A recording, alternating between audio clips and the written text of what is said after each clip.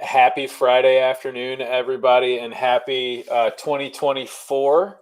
We're joined today by Marvin Bee of MB Systems. We're here for the first MSP Cyber Roundtable of the new year.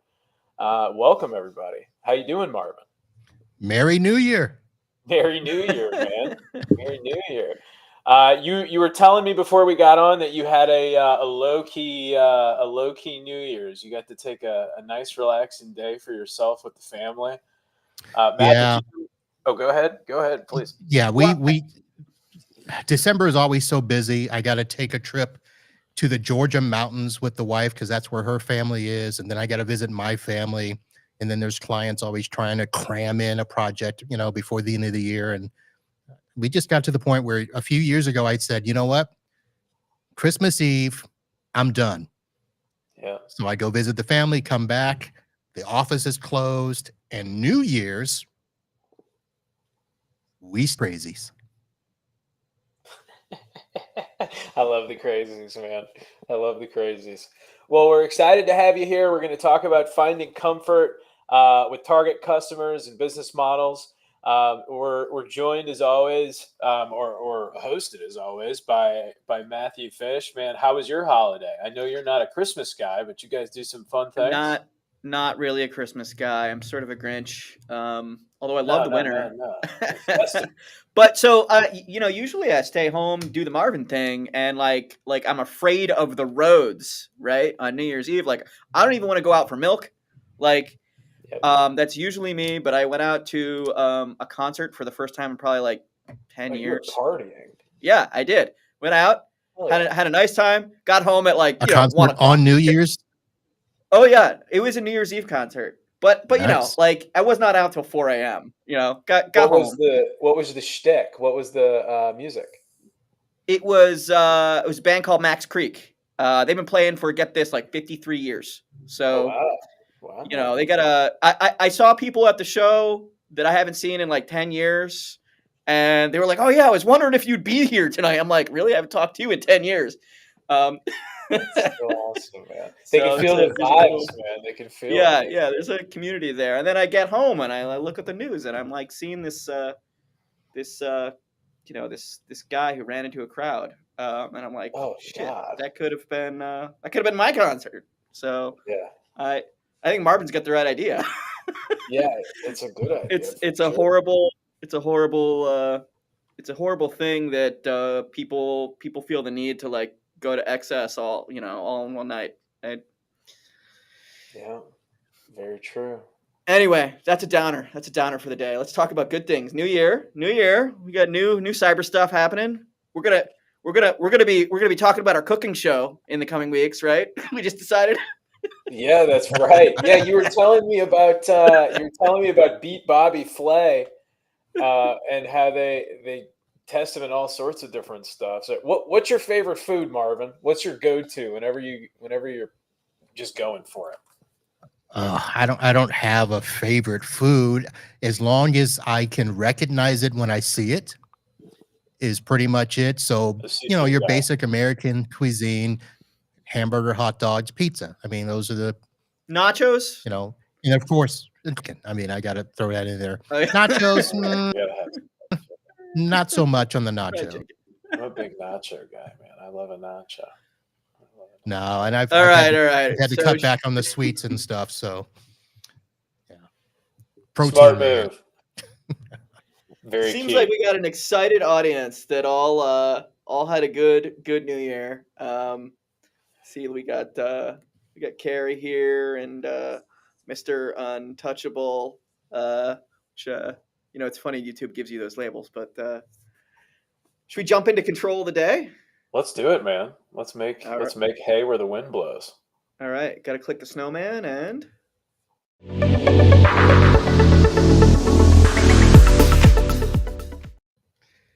So we have CIS Controls version 8, Control 15 today, Service Provider Management. Can I like interrupt immediately with a question? Please.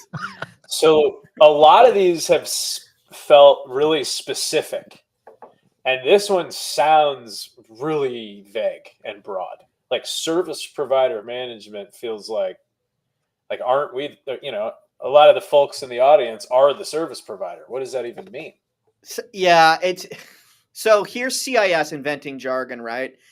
In the industry, we usually refer to this as third-party risk management, but I think that they felt that that was a little too jargony, and so they wanted to use something generic that referred to outside service providers that are servicing you, the customer, the business. The confusing part here is the standard was written for enterprises, small, medium, large, government, like organizations of all size.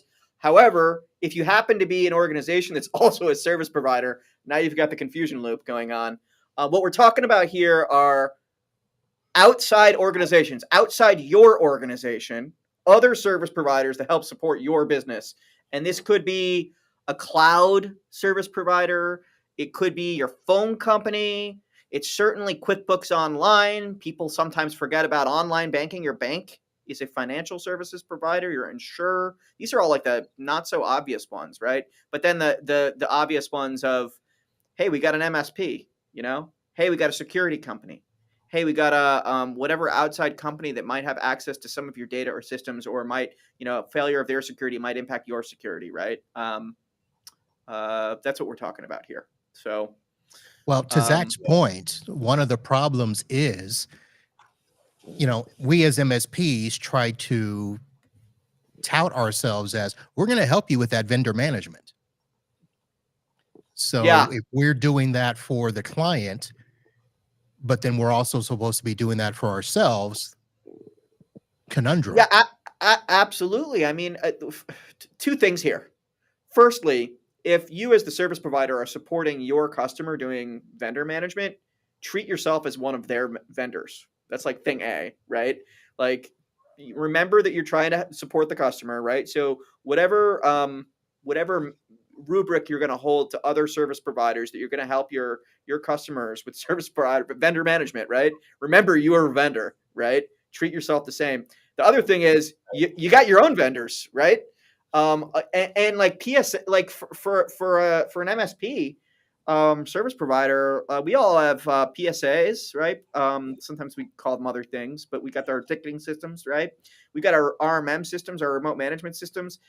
These are these days most frequently in the cloud, not always, but often, right? And so those companies just like they got access to your everything. You really There's not a lot of data going through those, though, right? It's just like kind of little bits. it's everything, man. It's everything. No. They own everything. Okay.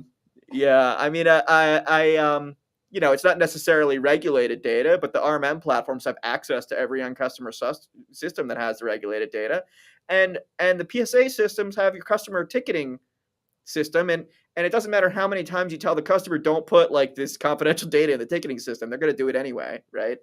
Passwords, all sorts of stuff's going to end up in there. So I don't know if you like what kind of guidance you give, Marvin, but I'm sure like all sorts of stuff ends up in those systems, and they're do you outsource that? You host your own PSA RMM? So no, we have it hosted by our vendor, and of course, customers don't care. Yeah. And I mean, I had this morning a customer, called me and said, "Hey, I need you to change this password. Email it to me." Yeah. Yep. It's like, they just they want the most expedient way to get their stuff done as possible. They don't care about the controls and stuff. So. A lot of the times they don't even consider it.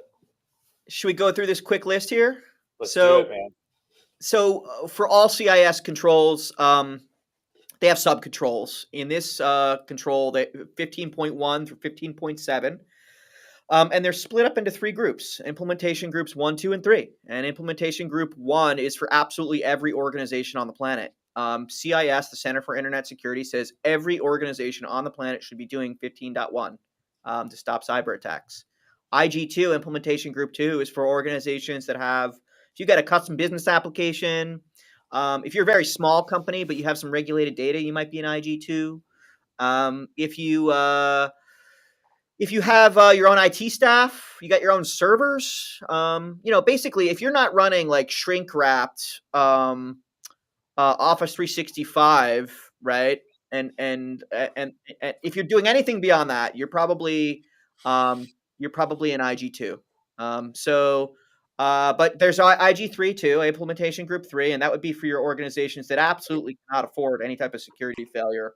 For one of a few reasons, it could be you've got highly regulated data. If you've got a lot of regulated data, you need to be in implementation group 3. If you're part of some kind of third-party due diligence, like if your customers are depending on your security level to be up to a certain snuff, you're probably going to be in implementation group 3. A lot of MSPs should be in implementation group 3. It's hard, but a lot of MSPs should probably be there, and they may not be, and it's something that we should be striving towards, right? Even if we're not there. Okay, Yeah. Matt, how many of us are really past IG1? I'm going to save the story for the end, but I have a story about that because I thought what I knew was one thing, and then I learned I was wrong. So, and it'll be an interesting story to match up with this control. But the story of my life so far.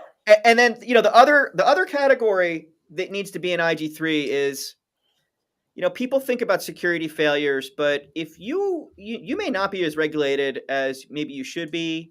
You may not care about your own data quality. Your customer may not care. But if a security failure could impact a human life, you absolutely positively have to be an IG3, right?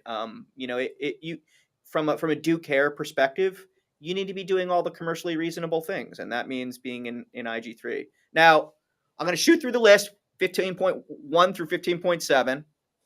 The only thing that every organization on the planet needs to be doing, according to CIS, is establish and maintain an inventory of service providers. That's 15.1. And the reason why is when you make that list, check it twice. And he said he wasn't. You're going to force a conversation, the same kind of conversation we're having right now, right, with your customer. It's going to force a thinking process, right, around risk. And it's going to help you manage a lot of risk. The simple act of maintaining that list really helps a lot. It gets everyone at the table together, understanding where all the data is, what they should be thinking about when they're selecting vendors. Just that thought experiment has a lot of value, and every organization should be doing that. If you're in this implementation group 2, this middle group, 15.2, establish and maintain a service provider management policy. So basically, come up with a set of rules you have for maintaining the vendors on that list. It might be, Joe checks all the contracts, and Jane does due diligence or asks security questions. I don't know what the things are going to be, but come up with your list. That's what 15.2 is. Have that policy, make sure people follow it. 15.3, again in this middle group, classify your service providers. So as an example, really important service provider, not so important service provider. Put them in 2 different lists, right? And then you would differentiate and say, you know what? Our policy for groups on the top, most important vendor list is going to be different than the lower importance vendors, right? And 15.4, ensure service provider contracts include security requirements. If someone at that service provider hasn't bothered to put any type of language around security in their contract, and it doesn't need to be really deep language, right? It needs to take some responsibility for security, right?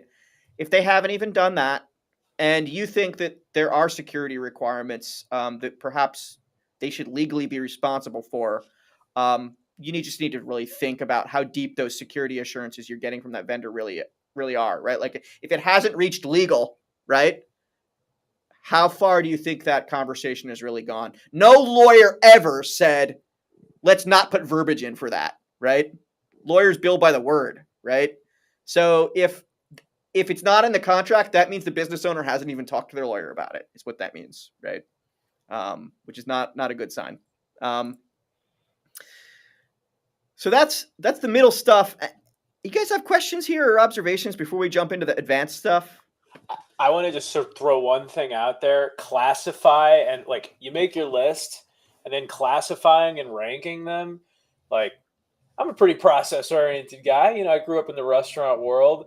Classifying and ordering and prioritizing based on it seems obvious, but what a nice thing to have in there, that you may not have to treat them all exactly the same, you know? Because I imagine some of those people you're going to have to treat extremely uh, carefully or thoughtfully, and then to be able to have others in a group that you can be a little more casual with. I mean, that's good stuff. Well, these advanced controls go a little bit deeper.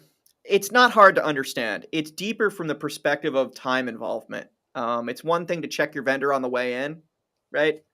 Or like talk about them once a year. It's another thing to be like spending a lot of time on each vendor on a regular basis. So 15.5, and this is an advanced control for in IG3 for organizations that are the most the most concerned with security.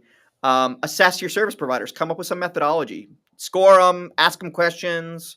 It may be you don't have to interview them at all. Maybe there's things you can gather off their website. Maybe there's information you know about them. You can come up with a method to assess how good they are at security. And then 15.6, monitor them on an ongoing basis. So the implication here is over time. Assess would be a one-time thing or maybe a periodic, but monitor would be an over time. So we're thinking about things like Google alerts for like breach plus like AT&T wireless, right? Like maybe you want to know about that, there's other ways of doing that.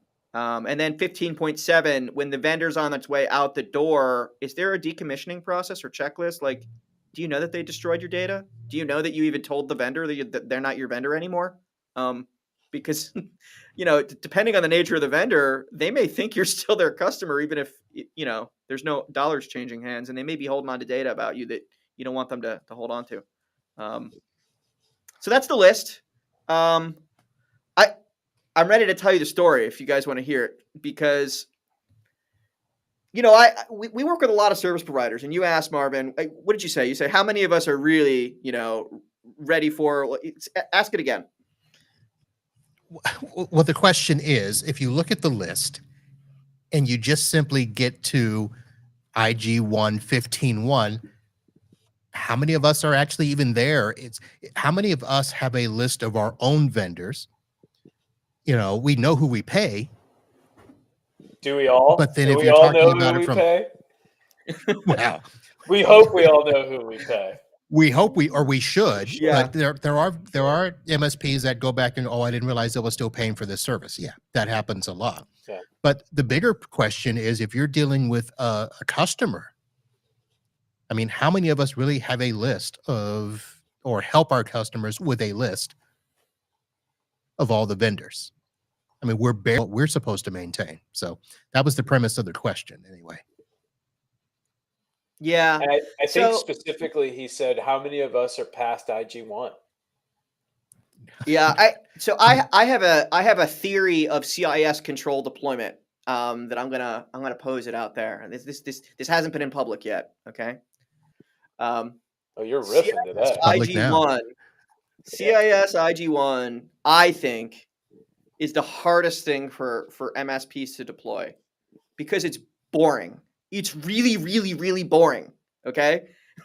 Can I add caveat to that really quickly? Yeah, go for it. I think it's boring, and then also it's where the curve is going to flatten itself, because you have to get over the hurdle of not only do you know the technical things, but if you're going to implement processes around security, you also have to have all the people conversations for the first time, and you have to privy people to the fact that oh yeah, there's some uncomfortable moments in IG1, right? Yes.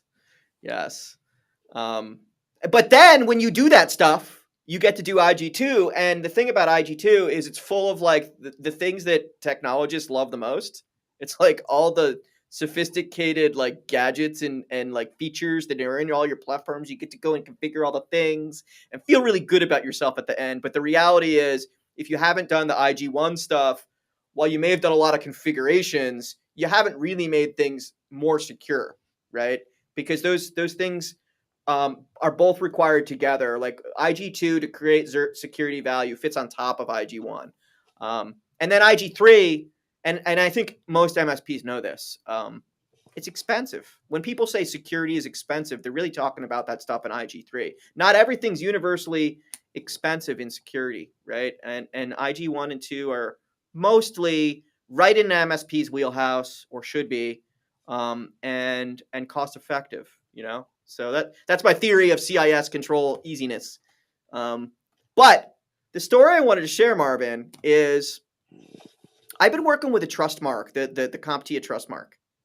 And for people that don't know, almost 1,000 either new to CompTIA solution providers or existing CompTIA service providers have signed up for their cybersecurity trust mark. It's this industry movement to try to build credibility for our segment. And the most interesting thing is I've been working with these CIS controls for years with service providers, helping them do these things. And a lot of them get bogged down in IG1. It's boring, right? And this most amazing thing has happened in the CompTIA trust mark, which is there's been a little bit of peer pressure and competition in the group, and they're seeing other people work on this stuff.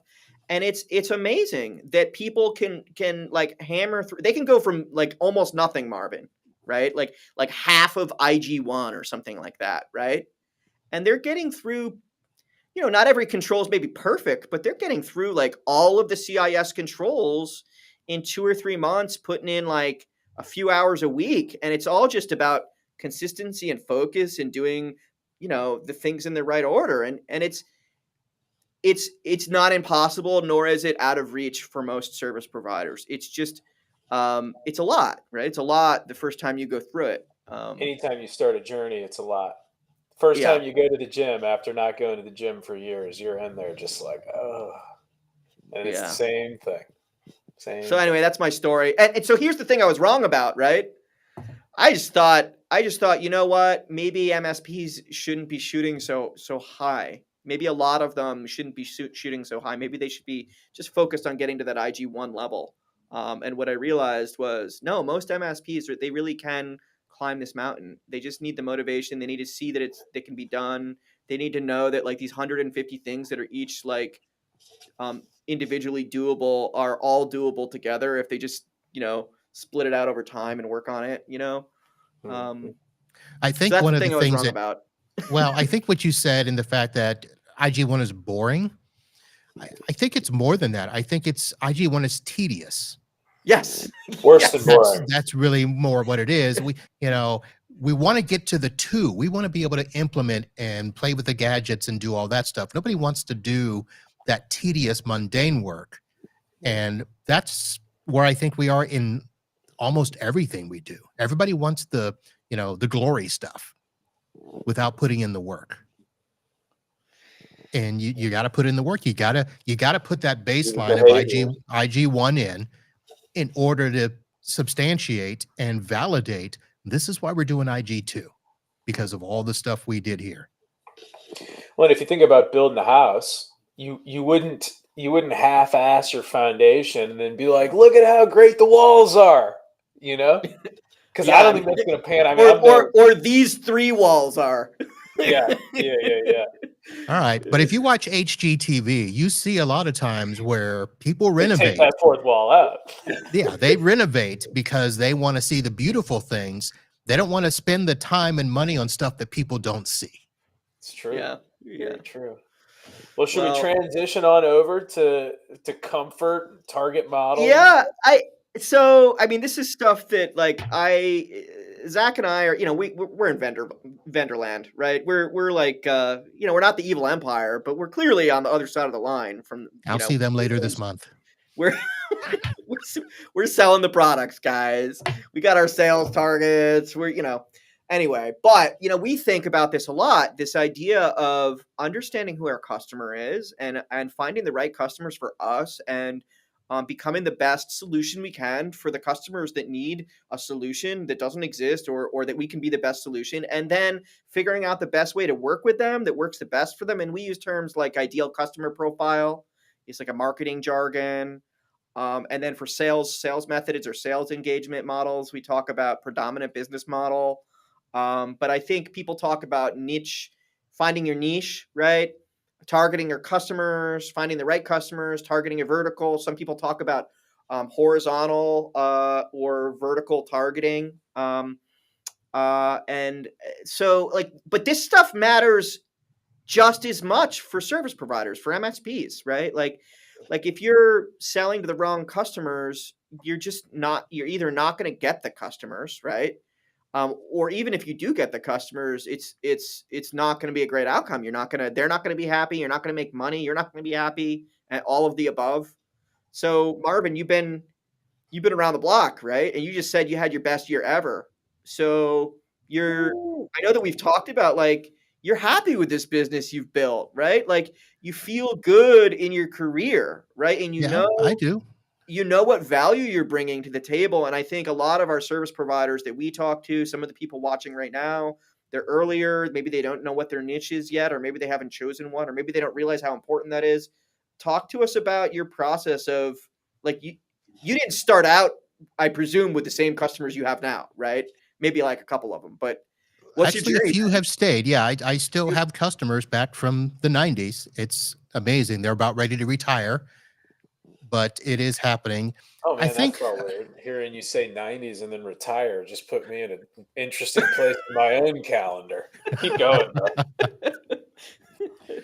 um, it's really more of what is it that you want to do with your business or in your business, and however you want to substantiate that and clarify that and validate that. I'm comfortable because I know who I am. I know what makes me happy. And as long as I can take care of that and then keep the wife happy, Important. it works out. And I think what happens is we always get into this mindset of what everybody else is doing. And what are we supposed to be doing as an MSP? We're supposed to be growing, 2x, 5x, 10x, whatever the numbers are. And I took the other approach where, yeah, I'll grow, but I'll grow at a pace that works for me. I'll get the type of customers that they're growing, and I will grow with them. And it's worked out for me. And a lot of it is luck. I will say that. But Well, a you lot make of your it own comes, luck, Marvin. you Make do, your but everyone some, gets exposed to entropy, right? But you have to also like grab opportunities, right, and make the well, most of that's them. the thing. Yeah. You have to see them when they're in front of you. And you have I to either, just related to that, I believe that 40% of life is going to be great, 40% of life is going to suck, and then you're responsible for how 20% of it goes. Just if you so want the my 80 life 20 rule. philosophy on that. Yeah. The Yeah, sure. 40, 40, 20, yeah. Yeah, sure. So Yeah. anyway, I interrupted you. Keep going. That's okay. So when you talk about this concept of getting comfortable with clients or finding your niche, it's in a sense finding out what works for you and then working from there. Now, a lot of times it's going to be based on demographics. What are our customers? What does that customer avatar look like? Is it size? Is it a type? Is it an industry? And for me, it's been a little bit of both. I have found myself, most of my clients are law firms. And that's mainly because a lot of people don't want to deal with lawyers. Well, why would Somebody that has ever to. be? I could see why, like, some people, like, are uncomfortable dealing with lawyers, but as a business serving other businesses, I would think lawyers are not horrible customers. But so what have you discovered working with lawyers that, not that we want all the other MSPs watching to become your competitors, but like, what have you learned that's enabled you to, like, find value there? So first of all, there's a ton of other businesses down here targeting lawyers because they know there's money there. They got money. Yeah. They may not want to spend it, but they have it. Okay, so they have the capacity to consume any value that you can convince them is valuable to them, right? Almost. Yeah. Yeah. Now, a lot of that's being driven now by outside forces. A lot of law firms are being governed by compliance, and so that's helping. But the biggest thing is being able to talk to them on their terms, on their levels, and speak to them in ways that they understand what it is that they need and that they're willing, to spend the money to make sure it happens. Most of them just don't want the hassle of downtime. Simple as that, just like every other client. And they understand that if I'm down, it's costing me X thousands of dollars an hour. Because their time is like Their time is their money. expensive, right? Yep. Their time is expensive, and they typically charge by the quarter hour, right? Like Yeah. every Point quarter one. hour they can't do something is like, oh yeah, or even less. Yeah. So you have to do everything in those terms that they understand. Look, I understand that this is a lot of money, but here's what it boils down to. If you spend this amount on this, you're going to save this amount in attorney hours. Yeah. And once they hear that, oh, okay, well, that makes sense. So you clearly don't have a law degree, or I'm guessing you don't have a law degree. I do not. But you've learned enough about the needs of your legal customers that when you talk to a new law office, right, you basically understand all their needs because you've been working with other businesses that do the exact same thing, right? They all have the same Yes. needs. Well, that's the big thing. So attorneys are very big at referring. They're huge on talking about, hey, my computer guy or my computer gal, they do this for me. So other attorneys want to be like each other. So they'd be like, oh, well, can I use your person? And then sometimes, oh, no, you can't use, but most of the time they'll be like, yeah, you can talk to them. And so it helps when you, and it's just, think about it this way, for the area of dentistry, there is a group of people that just hate dentists, but there are people that once they learn the Dentrix product, it's almost a no-brainer sell to go to another dentist office and say, hey, I know Dentrix and I know how to help you work with it. Same with law firms. If you know the software, Time Matters, Time Slips, Abacus, Amicus, that's all they want to know. Do you know the product? Can you help it? Can you, keep us up? Can you teach us how to build better? Well, no, I can't, but I know somebody who can. Okay, fine. And you're in. And that's really, all that is when it comes to law firms. So we have a question here, and Zach, I feel like I have an answer for this, but I think you might be a better person to answer this question here, because you just switched industries, That's right? a And good you're point. transferring some of those skills. So yeah, I mean, it definitely helps. I'm gonna start answering broadly, and then I'll get a little bit more specific. I'd say that experience in general in any capacity, the more different types of experiences you have, the better you're going to be able to conceptualize and deal with problems. Because maybe you've seen problems that mirror each other in different spaces, and maybe you can pull on that when you come to problem solving. So just at a high level, absolutely, working in different industries and understanding the world from different perspectives is valuable.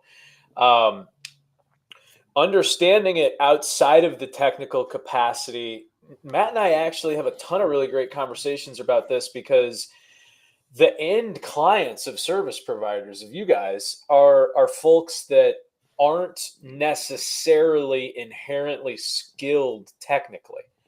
So you maybe need to be capable of having a conversation with those types of people about technical things non-technically. I would say it's extremely important to be able to recognize how to speak your client's language and help them understand their needs in terms of something they can understand. But also their life experience, right? Like I've been in a bunch of industries now, but you just came from the restaurant industry, and Yep. I'll bet you know every non-technical. This is not a technical thing, but when technology fails, right? Yeah, A yeah, non-technical thing happens as a result of that you know, like at an emotional level, and you can relate to the customer yeah. like in a really specific way of like, yeah, it really sucks when the printer doesn't work, right? Like I know exactly what that's like. Absolutely.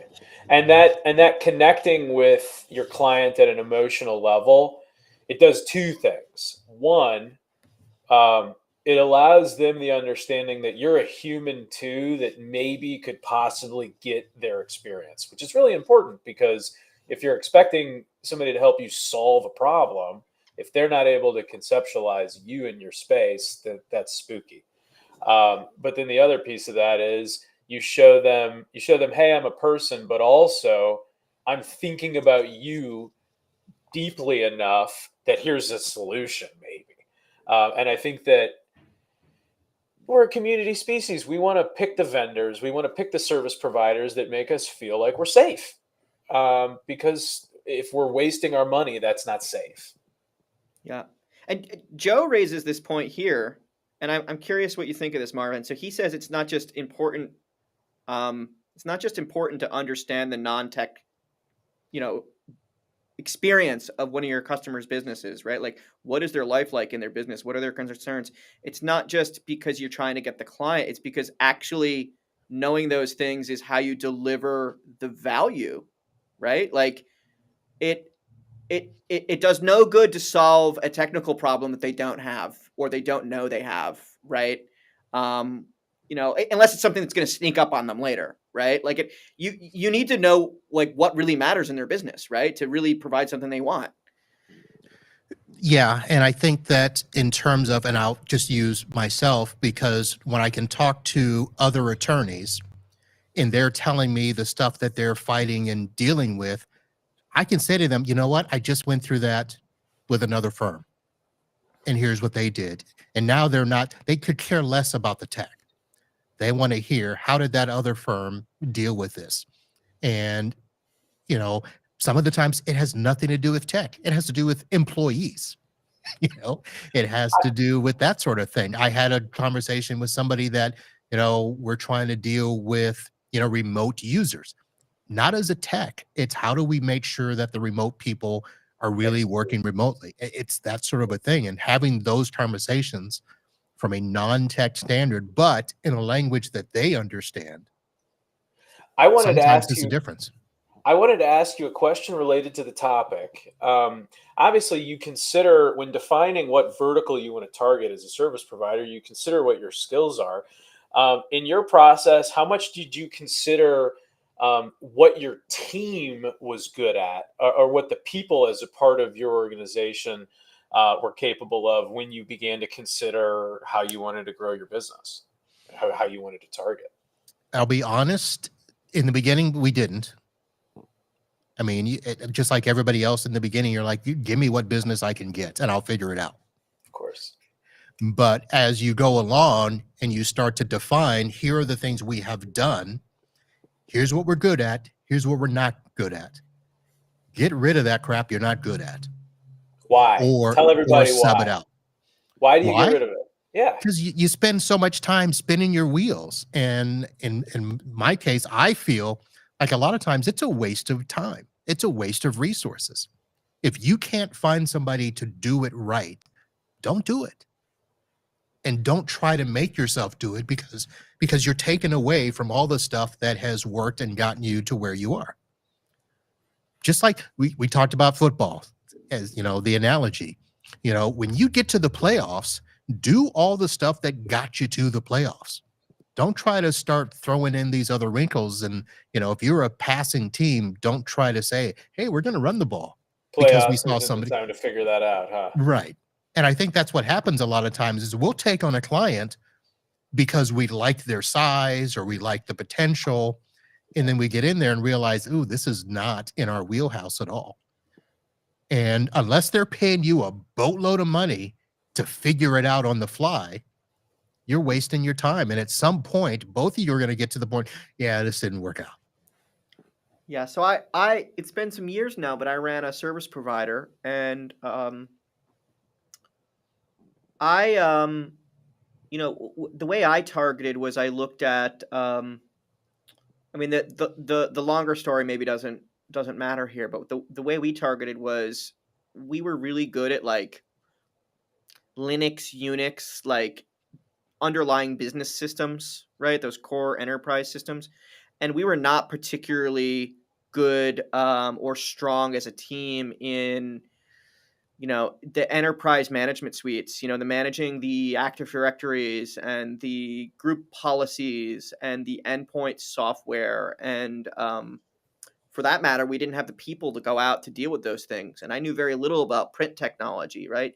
And even when it came to certain types of appliances that you would need to be a service provider, we had a specialty, right? And we were good at those things, and we did those things, and we didn't try to do what we were not good at. And because of that, we were rewarded with referrals, right? People didn't say, hey, this is a shop, and they're really good at this thing, but they're not so good at that thing. They didn't say that to their friends. They said, here's a shop that is really good at this thing, full stop, right?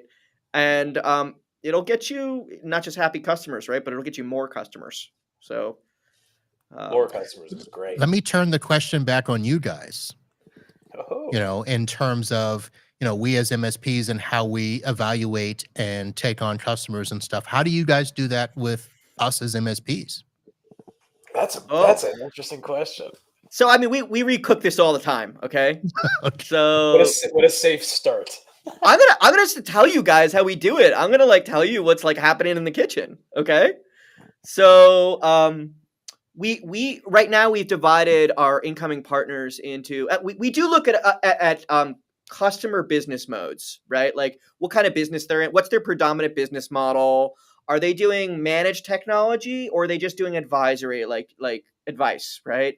Are they doing one-time assessments, or are they doing subscription? Are they doing security plus technology, or just security, or just tech? We index a lot of things. We really want to understand what type of success is good for each of our customers, but from the perspective of how we engage with them, right?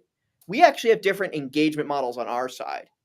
And if you come to us and you say, we're this compliance company, right? We help MSPs build cybersecurity practices that are in alignment with industry standards. And there's hundreds of things you need to do, and we help you plan through it. We help you sell it to the customer. We help prove it, with evidence. But different providers are at different places in their journey, right? And so they need different things. And so we look at as an incoming provider, if you feel like you need to know more about compliance, but it's not actionable right now, and you're in learning mode, right? We put you in one pattern, right? If you come to us and you say, you know what, we know exactly what change we need to make to our business. We're planning to do this new compliance offering. We're planning to change the way we sell cybersecurity in our business. And we're going to do it over 4 months. And we've assigned one person to do this thing. And first we're going to start with these 3 customers. And clearly it's strategically planned out. People come to us sometimes like that, and they get a different playbook.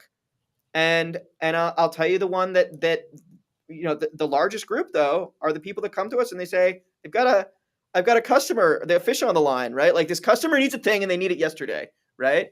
And they get a different playbook. And what we're looking at there is not necessarily just who that service provider is, but what experience are they having right now, right? What experience are they having right now, and what do they actually need from us other than, clearly we're a software vendor, right? And we do all these support services, and we teach people things, but the reality is they're trying to do something when they talk to us, right? They're trying to learn. They're trying to plan their way through something methodically, or they're trying to get something done yesterday, right? And it's a totally different engagement model for each of those things, right? But then we also have to know, hey, this is an MSP and they're different than an MSSP, right? We have to know those things. I think one thing that I would add into that, that all of that's exactly right. And Marvin, one of the perspectives I felt that you were asking from is like what makes somebody coming in the door more attractive than another. And I think the thing that I look for the most, and I actually look for this universally, whether I'm hiring a 16-year-old pizza maker or an 18-year-old pizza driver or a 40-year-old, director of sales, whatever it is, or if it's a partner coming in and I'm weighing different partners coming in. The thing that for me internally has yielded the most consistent success is this person intrinsically motivated? Are they driven by something inside to make something happen? Now, in a situation where somebody's coming with a deal on the line, they may be intrinsically motivated. They may come and say, I've got this. I'm running my business. I want to make this happen because I'm going to X, Y, and Z, and this is the next step, and I'm ready to go. And that person has a feeling to them. You also might have somebody, to Matt's point, here's my plan, 4 months, hire on this date. We're going to X, Y, and Z. Here's where all the chess pieces are. I've thought about this, and this is what I want to do. That's an intrinsically motivated person in my eyes. And then, there's all sorts of different fractals on what that could look like. But that's what I look for. And you take all those factors into account as well. But I love that intrinsic motivation on my side. What about you? When the clients are knocking on your door, what gets you most excited? So I'll be honest. I don't have a framework that I go by as to this is what I'm looking for. I'm the type of person, I don't have an avatar of the perfect client.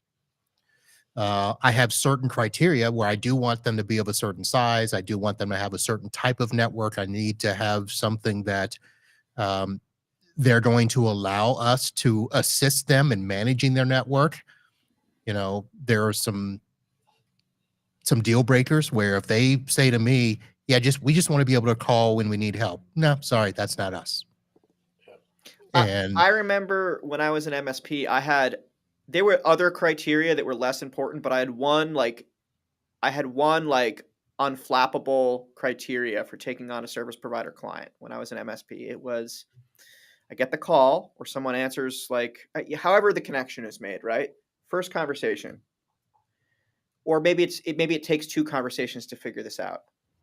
Are they trying to price quote me, and micromanage what I'm doing and tell me what I'm trying to sell them?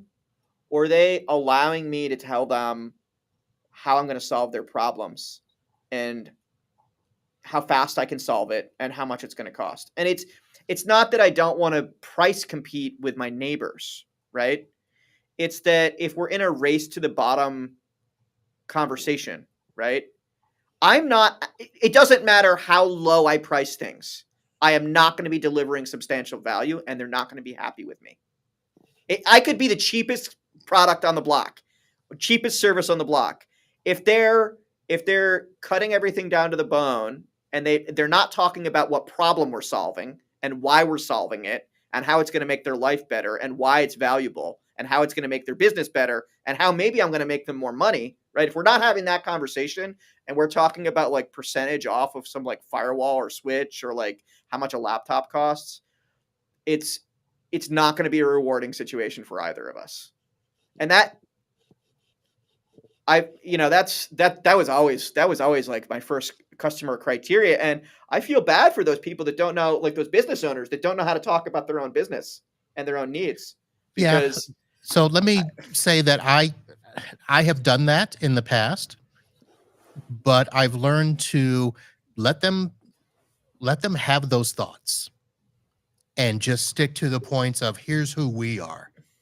Here's what my business can bring to you. And the reason I just do that if they want to price themselves out, that's fine. Right.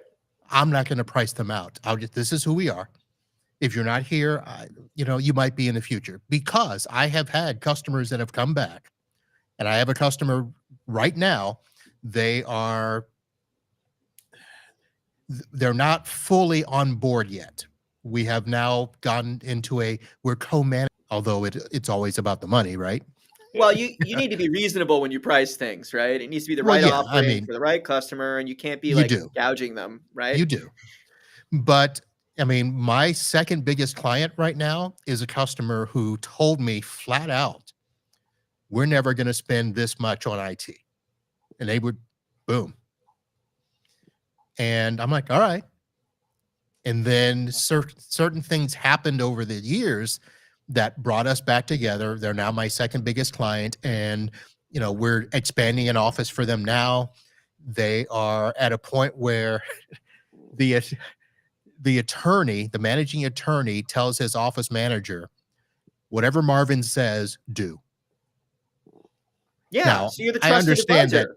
I understand that that's, ridiculous for him to say it that way.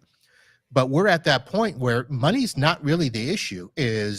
Are we taking care of them and making them feel comfortable and good about their decision to use us?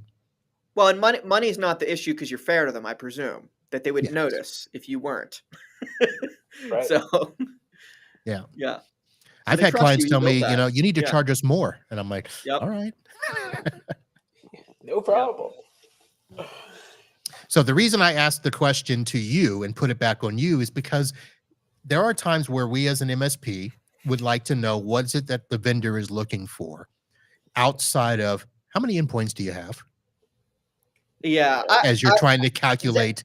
Zach's pinned it, right? Does the customer know what they want, right? And if they don't know what they want, that's okay. Okay. As long as they know that they don't know what they want, but they know that they want something, and they've got some process to figure out where they need to get to. We're happy to be a coach. We're happy to support them in whatever process they need to discover what kind of business evolution needs to happen, right? But in the same way, we sell business solutions, right? We sell solutions, right? We don't sell widgets you can buy off the shelf. Yes, we're a software company, but we sell solutions. And if someone's shopping for a solution, I'd love to talk to them, right? If they have a problem and they want us to solve their problem, I would love to talk to them. If they're looking for a widget, they can go someplace else. That's how I feel. Yeah. Because I'm happy to figure out any way to solve their problems, right? Our software, frankly, doesn't always do it 100%. Well, we'll figure it out. Well, nothing does, right? A hammer isn't going to solve your problems if you're working with a screw. Yeah. What's your biggest complaint about vendors, Marvin? Give us the dirty. Oh yeah. Not we, but we as a vendor, as you a really want to vendor know? populace, a species. Give us your top 3 pet peeves. Yeah. Well, okay, I'll put not in this order, Sure. but if the conversation starts with how many endpoints you have, that's a problem. So Where should it start? I know we have 2 questions running at you right now, but just really quickly, like, what's the right start? So it depends on the relationship, depends on the situation, Yeah. because a lot of times starting with the question of, hey, I'd like to know more about your business. If I can sense that it's not genuine, I don't want to have that conversation with you. Right. So it's tough, but there are some where that's where I want it to start, because I want it to be, hey, let me get to know you, you get to know me, and let's see if there's something that works here. And if not, it's okay. That's cool. Right. And I think there's too many, and I don't want to say the vendors themselves, because that's probably not fair. It's some of the salespeople, it's some of the callers, and I don't know if it's because they've got, numbers to meet each month or whatever, which is another discussion to have about our industry, where we've turned into this, VC money grubbing, whatever. That's a problem, because it's about what we've talked about. It's about solving things for our customers. So, those types of things. The one big pet peeve for me that has kind of reared its ugly head over the years is, the badgering of the calls and emails. Yeah. Now, it's the funny thing is I expect the calls. I know they're coming. Yeah. I pep my gatekeeper that they're coming. But it's the new ways that we are trying to hammer home that you need to take my call. Or how about the ones where you get the email and it's like they're trying to gaslight you into thinking that you've missed their email. Hey, Yes. just bringing this up. I know you're really busy, and it's like, well, hold on now. My email box is at 0 and spam. That one drives me crazy. Well, it's now there's this new technique, and I don't know if you guys use it. So if you do, We don't. where they say that hey, I know you're busy, but this will be my last email, Yeah. and then they send you another email. I'm like, don't lie to me, or don't Yes. lie to my phone people and say, yeah, Marvin, and I talked at the booth, and he was very interested in our stuff. So most people know me that I only talk to a few people at the booths. Do I go to all the booths? Yeah, because I'm grabbing swag. But my gatekeeper knows who I talk to, because I will either have a card or I will have a note. I'm saying, I'm expecting a call from these people. So you're saying stop lying. Stop lying. Yes. Be genuine. That's crazy. Be Authenticity. genuine. And genuine. It just keeps... Look, there's a place for, so what you're talking about in marketing lingo, we talk about sequences, right? They're called outbound sequences, right? The idea is like you set up the sequence of things.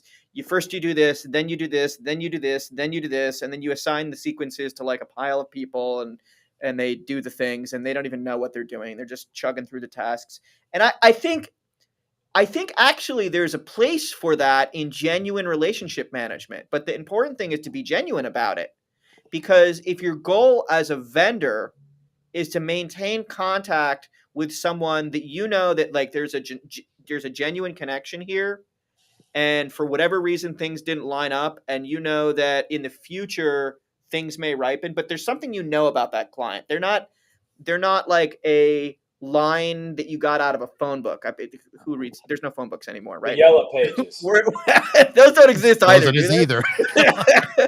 They're what am I sitting on in my car? They're not a database entry that like you have no idea where it came from. Like you have history. There's a journal. Like, but the reality as a vendor, you have to keep track of a lot of relationships. It's hard, right? I know it's hard. And the sequences, again, they're expected. I know they're coming. But it's one of those things where if you're going to say to me or say to my phone person, hey, Marvin talks to us at the booth, it better be the truth. Or the salesperson that calls or sends the email says, hey, Matt talked to you at the booth and said that you would like a follow-up call. Please, blah, blah, blah, blah. That's fine as long as it's true. Because otherwise you're a liar, and that starts the relationship between the businesses. Like, so I'm going to be honest. We don't do that, but it's not. We want to be ethical people, and I feel really strong about being genuine, and we're always trying to insert that into our business practices. But the reason we don't do that is I don't think it works. It doesn't. And I think the reason so much of it's happening is because we have thousands of marketing agencies out there selling small business owners, or sometimes even large businesses, on the idea that we're going to get you business and you're just going to pay us this amount of money and we're going to like do this. And they explain the sequence thing. And the business owners just like sort of shake their head and they say, okay, here's the contract, go do it the thing. And thus we have sequence spam in all of our boxes. And I think that there's vendors that are maybe not as efficient with their marketing efforts as they could be. So we gave up on that because your customers don't like it. No one likes to do the job. It does require some manual effort. And I don't think it works because people feel it doesn't feel genuine, right? And no one wants to deal with the situation. Like, does anyone really think if you send someone 14 fake conversational messages, that on the 15th message, they're going to be like, this guy's I got to get to that. But we do things like this. We have conversations. We do inbound marketing, right? We write articles, right? We produce video content. We provide value. We provide value that people will find useful. I don't know if this conversation is useful to anyone, but I've enjoyed it. but people get to learn who we are, right, and what we're trying to strive for, and I think service providers should be doing that too. We're working with some service providers to support them doing these types of things, and it's fun. It's fun. Yeah, it's fun. Well, we're coming up on the end of our time here. You wanna give a little plug, or you wanna take a little last 2 minutes? Bust out a me. couple of deals. Yeah, man. Yeah, You're well, the star of the show. tell people about Uncle Marv. Yeah. So for those that don't know, I am an MSP down in Fort Lauderdale, Florida. Been here. This is going on year 27. We didn't even talk about that. You got to go to La Bamba in Sunrise. I am not going to La Bamba. You don't like La Bamba? It's 15 minutes from my house. I know all about La Bamba. That's a whole nother topic. You and I are going to talk more about La Bamba. Okay, Keep going. Okay. So I do support for small and medium-sized businesses, just like everybody else. I do consider myself a boutique MSP. I know a lot of people don't like that word, but we are small for a reason.